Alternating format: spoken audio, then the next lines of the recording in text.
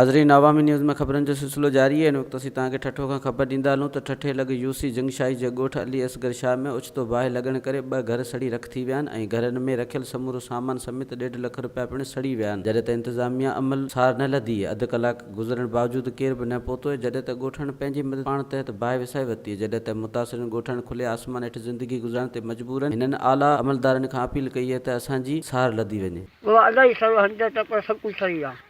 पैसा 1.5 लाख पैसा सही है, 1.5 लाख पैसा सही है, 100 सही 4 बोरी भाण दी 6 बोरी अन्न दी अन्न की पल्ली पूरी सब सही हुई।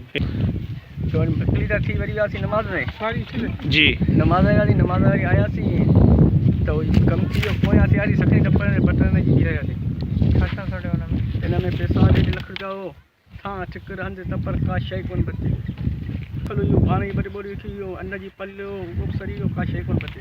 वधीक ख़बरनि ऐं तफ़सील लाइ विज़िट कयो अवामी news Facebook page, YouTube page ऐं अवामी न्यूज़ वेबसाइट।